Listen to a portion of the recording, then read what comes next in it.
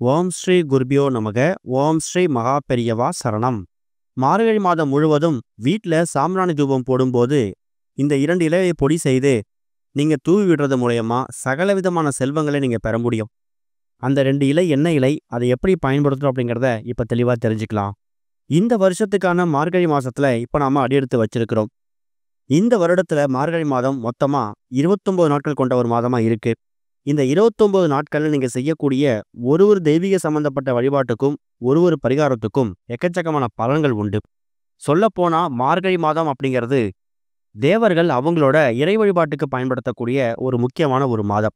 சொல்லப்போனால் இரவுலேருந்து பகலாக விடியக்கூடிய ஒரு நாள் தான் தேவர்களுக்கு மார்கழி மாதம் அப்படிங்கிறது. இந்த மார்கழி மாதத்தில் தினமும் நம்ம வீட்டில் கட்டாயம் பூஜை செய்வோம். அப்படி செய்யக்கூடிய பூஜையில் பலவித முறைகளை பின்பற்றுவோம். சதுர்த்தி விரதம், சஷ்டி விரதம், கிருத்திகை விரதம் சொல்லி முக்கியமான நாட்களுக்கு மட்டும்தான் முக்கியத்துவம் கொடுக்குற மாதிரி கூட இருக்கலாம். அது போக தினமும் கட்டாயம் நாம் வீட்டில் காமாட்சம்மன் விளக்கு ஏற்றுறது, குத்து விளக்கு ஏற்றுறது மட்டும் இல்லாமல் கூடவே சாம்பிராணி தூபம் போடுவோம். வெள்ளி மற்றும் செவ்வாய்க்கிழமை கூட சாம்பிராணி தூபம் போடுவோம். இந்த மார்கழி மாதத்தில் இந்த ஒரு கடவுளுக்கு தான் நம்ம பிரத்யேகமாக வழிபாடு நடத்தணும், முக்கியத்துவம் கொடுக்கணும் அப்படிங்கிறது கிடையாது. பொதுவாக மார்கழி அப்படின்னு சொன்னாலே எல்லா விதமான திருக்கோவில்கள்லையும் சைவ வைணவ திருத்தலங்களில் பூஜைகள் நடக்கும். அதுலேயும் பிரம்ம முகூர்த்த பூஜை அப்படிங்கிறது ரொம்ப விசேஷம். இந்த ஒரு மார்கழி மாதத்தில் தினமும் காலை எழுந்து வீட்டில் இருக்கக்கூடிய பெண்கள் வீட்டோட வாசலில் வண்ண நிறத்தில் கோலம் போடுறது ரொம்ப சிறப்பு. அப்படி போடக்கூடிய கோலத்துக்கு நடுவில் மாட்டு சாணத்தை வைத்து அதில் ஒரே ஒரு பூ, செம்பருத்தி பூ இல்லை வேறு என்ன பூ கிடைக்குதோ அந்த பூக்களால் அந்த மாட்டு சாணத்தை நீங்கள் அலங்காரமும் செய்யலாம். அது மூலயமா உங்கள் வீட்டுக்குள்ளே மகாலட்சுமி தாயார் வருவாங்க அப்படிங்கிறது ஒரு பெரிய நம்பிக்கை. அது போக பிரம்ம முகூர்த்த நேரம் அப்படிங்கிறது காலை சரியாக 4:30 அல்லது 6 மணி. இந்த மாதிரி நேரங்களில் தான் தேவர்கள் இறை வழிபாட்டுக்கு பயன்படுத்துவாங்களாம். அந்த ஒரு நேரத்தை நாமும் இறை வழிபாட்டுக்கு பயன்படுத்தணும்னா கட்டாயம் நமக்கு நல்ல முன்னேற்றம் ஏற்படும் அப்படிங்கிறது பெரிய நம்பிக்கை. ஆனால் எல்லாராலையும் பிரம்ம முகூர்த்த நேரத்தில் எழுந்து இறை வழிபாட்டை பண்ண முடியுமா அப்படின்னு கேட்டிங்கன்னா கஷ்டம்தான். ஒருவேளை என்றைக்காவது ஒரு நாளாவது பிரம்ம முகூர்த்த வேலை, அதாவது 4:30 6 மணி இந்த நேரத்தில் எழுந்து வீட்டோட நிலைவாசலில் கோலம் போட்டுட்டு அதுக்கப்புறமா நீங்கள் குளிச்சுட்டு பூஜை அறையில் ஒரே ஒரு தீபம் ஏற்றி வைக்கணும். சொல்லப்போனால் மார்கழி மாதம் தினமும் வீட்டு வாசலில் கோலம் போட்டதுக்கு அப்புறமா நீங்கள் பூஜை அறையிலையும் நிலைவாசல் படையிலையும் தீபம் ஏற்றி வழிபாடு செய்கிறது ரொம்ப விசேஷம். அது மூலயமா தேவர்கள் அவங்களோட வழிபாட்டுக்காக பயன்படுத்தக்கூடிய அந்த ஒரு பிரம்ம முகூர்த்தத்தில் நீங்கள் செய்யக்கூடிய இந்த இறை வழிபாடு தேவர்களுக்கு கிடைக்கக்கூடிய பலன்களை உங்களுக்கு அப்படியே பெற்றுத்தரும். இது போக இந்த மார்கழி மாதம் அப்படிங்கிறது தானங்கள் செய்யறதுக்கு பயன்படுத்தக்கூடிய ஒரு முக்கியமான ஒரு மாதம். இந்த மாதத்தில் நாம் என்ன தானங்கள் வேணாலும் செய்யலாம். உணவு தானம், பொருள் தானம், அன்னதானம், வஸ்திர தானம் சொல்லி உங்களால் என்ன தானங்கள் செய்ய முடியுதோ அதை தாராளமாக செய்யுங்க. குறிப்பாக இந்த மார்கழி மாதம் அப்படிங்கிறதே குளிர் மிகுந்த ஒரு நாள். நாம் வீட்டில் எந்தவித தொல்லையும் இல்லாமல் கம்பளி போர்வை போத்திக்கிட்டு தூங்கிடுறோம். ஆனால் எவ்வளவோ ஏழை எளிய மக்கள் ரோட்டு ஓரங்களில் போத்திக்கிறதுக்கு போர்வையோ கம்பளியோ இல்லாமல் கஷ்டப்படுவாங்க. அப்படி இருக்கக்கூடிய நபர்களுக்கும் கையால் கம்பளி போர்வை வாங்கி கொடுக்கலாம். இதுவும் ஒரு சிறந்த தானம் தான். இது போக இப்போ மார்கழி ஒரு 2 தேதி நம்ம கடந்து வந்துட்டோம்.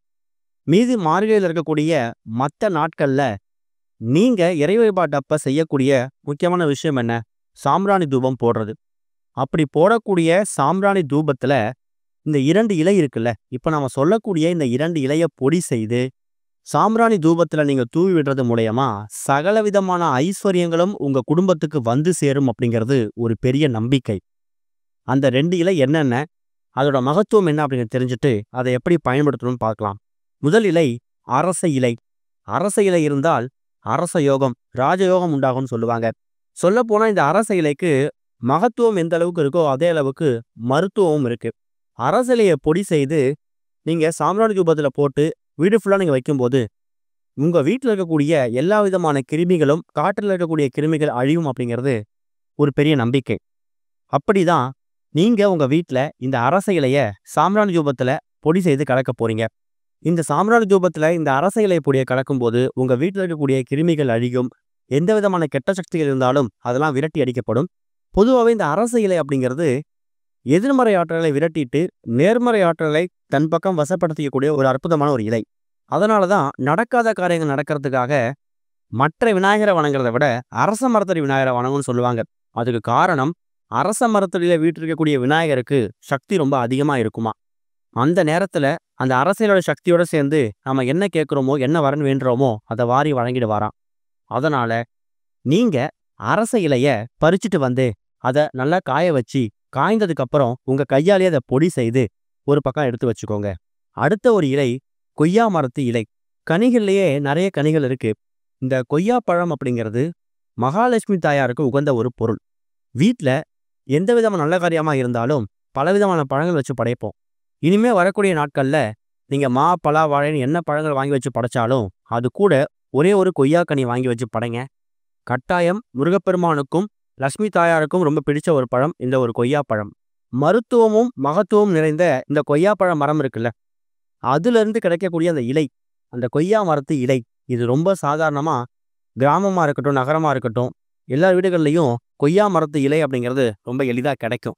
அந்த கொய்யா மரத்து இலையை எடுத்துட்டு வந்து காய வைத்து அதையும் பொடி செய்து நீங்க வச்சுக்கணும். சில பேர் வெளியூர்ல இருப்பாங்க. அவங்களால இந்த அரச மரத்து இலையையோ இல்ல கொய்யா இலையையோ பறிச்சுட்டு வந்து அதை காய வைத்து தயார் செய்ய முடியாது. அப்படிப்பட்டவங்க என்ன செய்யலாம்? நாட்டு மருந்து கடைகள்ல இந்த அரச இலையோட பொடியும் கொய்யா இலையோட பொடியுமே கிடைக்கும். விலையும் ரொம்ப கம்மியா தான் இருக்கும். அதை வாங்கிட்டு வந்து பத்திரப்படுத்திட்டு நீங்க மார்கழி மாதத்துல வரக்கூடிய எல்லா நாட்களும் வீட்ல பூஜை அறையில தூபம் போடும்போது அதுல நீங்க கலந்து போட்டு விடலாம். ஒருவேளை இந்த அரச மரத்திலையும் கொய்யா மரத்திலேயும் தயார் செய்ய முடியும் அப்படின்னு நினைக்கிறவங்க, இலை வந்து பச்சை நிறமா இருந்தாலும் பரவாயில்ல, அதை எடுத்துட்டு வந்து வெயில் நல்லா காய வைத்ததுக்கு அப்புறமா அதை நன்றா பொடி செய்து ஒரு சின்ன பாக்ஸ்ல போட்டு வச்சுட்டு, இந்த மார்கழி மாதத்துல வரக்கூடிய எல்லா நாட்களும் சாம்பிராணி தூபம் போடும்போது இந்த கொய்யா இலை பொடியையும் அரச இலை பொடியையும் ரொம்ப அதிகமா போட வேணாம். ஒரு சிட்டிகை அப்படின்னா அந்த பொடியை நீங்க கிள்ளும் போது உங்களுக்கு எந்த அளவுக்கு வருதோ அந்த அளவுக்கு வந்தா போதும். கிள்ளி போடணும். அந்த அளவுக்கு போட்டுட்டு இந்த தூபத்தை நீங்க வீடு முழுக்க காமிக்கணும். அப்படி காமிக்கும்போது இந்த அரச மரத்தோட இலையோட சக்தியும் கொய்யா மரத்தோட இலை சக்தியும் சேர்ந்து உங்க வீட்டுக்கு ராஜயோகத்தை உண்டு பண்ணும். அது கூடவே லட்சுமி கடாட்சத்தை அதிகமாக்கும்.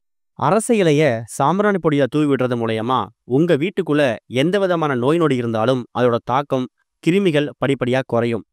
கொய்யா மரத்து இலை மூலயமா உங்க வீட்டுக்குள்ள லட்சுமி கடாட்சம் அதிகமாகும். வீடே தெய்வீகமா மாறிடும்.